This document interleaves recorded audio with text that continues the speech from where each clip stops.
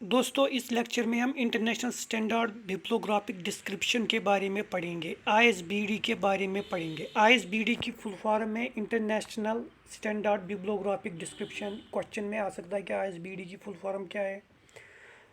अच्छा, इसकी हिस्ट्री के बारे में पढ़ेंगे कि ये वजूद में कैसे आया, बना कैसे। कैटलॉगिंग एक्सपर्ट्स की इंटरनेशनल मीटिंग हुई थी जो इफ्ला ने स्पॉन्सर की थी। 1969 में ये मीटिंग हुई थी कोपनहेगन में, और इस मीटिंग के दौरान एक कमेटी बनाई गई। इस कमेटी ने बाद में 1971 में अपना एक रिपोर्ट दिया इंटरनेशनल बिब्लियोग्राफिक स्टैंडर्ड डिस्क्रिप्शन पे। यानी कि इसने देखा इस कमेटी का काम ये था कि ये जो प्रॉब्लम्स हैं स्टैंडर्ड बिब्लियोग्राफिक डिस्क्रिप्शन में, जो भी प्रॉब्लम्स है उन प्रॉब्लम्स को सॉल्व करना था, ये इस कमेटी का काम था।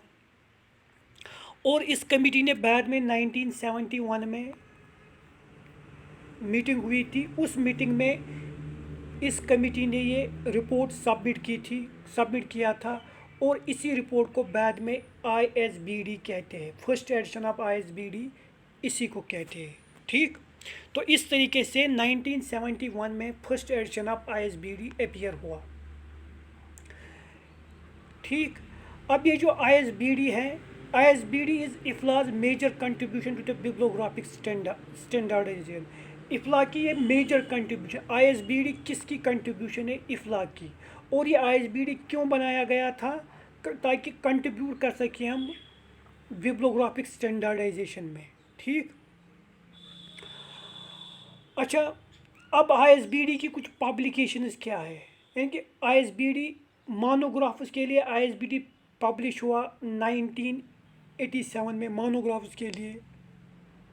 सीरियल्स के लिए आईएसबीडी पब्लिश हुआ 1988 में, ये डेट आप याद रखना। जनरल इंफॉर्मेशन के लिए आईएसबीडी पब्लिश हुआ 1992 में। नॉन बुक मटेरियल के लिए आईएसबीडी पब्लिश हुआ 1987 में। और कैटोग्राफिक मटेरियल के लिए आईएसबीडी पब्लिश हुआ 1987 में।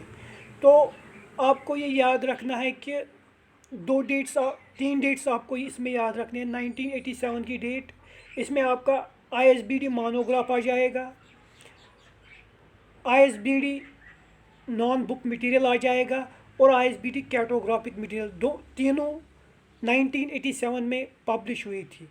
लेकिन आईएसबीडी सीरियल्स के लिए पब्लिश हुआ था 1988 में, और जनरल इंफॉर्मेशन के लिए आईएसबीडी पब्लिश हुआ था 1992 में। ठीक, अच्छा, अब ये याद रखना आईएसबीडी है क्या। आईएसबीडी सेट ऑफ रूल्स है।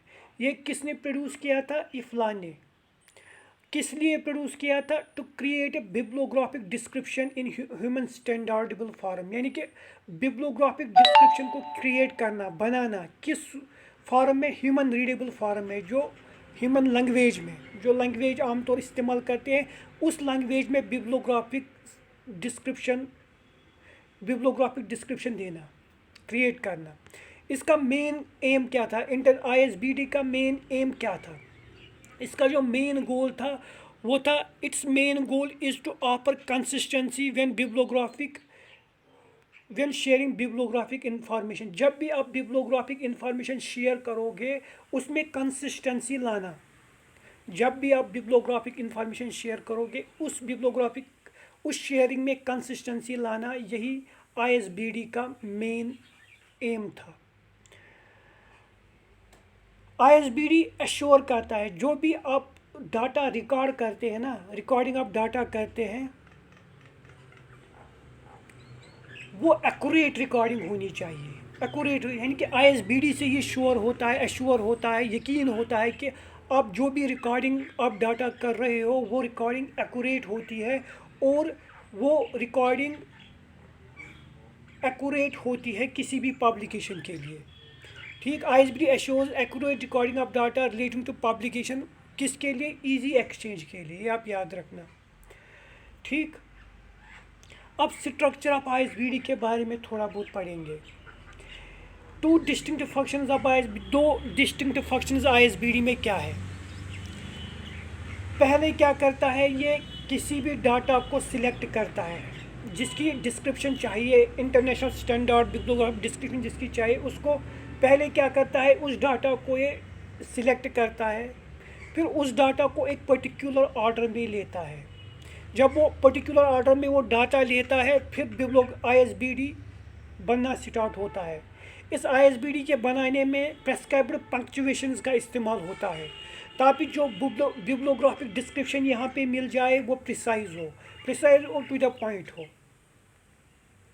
ठीक, अब इस ISBD में कुल 8 एरियाज़ होते हैं, जिनमें पहला एरिया टाइटल और स्टेटमेंट रेस्पॉन्सिबिलिटी होता है, एडिशन दूसरा एडिशन एरिया होता है, तीसरा नोट एरिया, चौथा सीरीज़ एरिया, पांचवा इसमें फिजिकल डिस्क्रिप्शन एरिया, फिर सातवां इसमें पब्लिकेशन प्रोडक्शन डिस्ट्रीब्यूशन एरिया आ जाता है, फिर इसमें सातवां area resource identifier and term availability area आ जाता है, और लास्ट में इसका मटेरियल और type of resource specific area आ जाता है।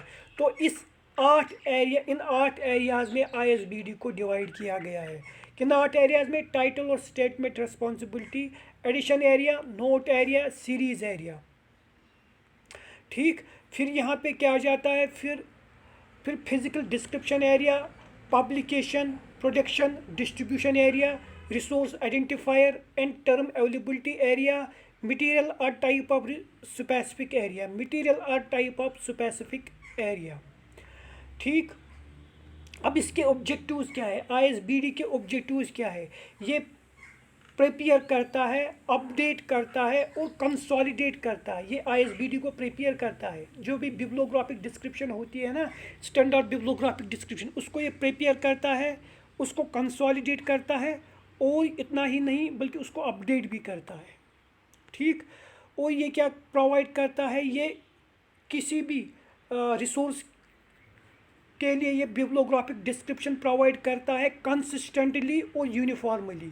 किसी भी रिसोर्स के लिए ये बिब्लियोग्राफिक डिस्क्रिप्शन प्रोवाइड करता है, किसी भी टाइप ऑफ रिसोर्स के लिए बिब्लियोग्राफिक डिस्क्रिप्शन प्रोवाइड करता है कंसिस्टेंटली और यूनिफॉर्मली। ये भी इसका दूसरा ऑब्जेक्टिव है। ठीक, तो अब हमने क्या पढ़ा, इसको जल्दी से रिवाइज करेंगे। ISBD की फुल फॉर्म क्या है, इंटरनेशनल स्टैंडर्ड बिब्लियोग्राफिक डिस्क्रिप्शन।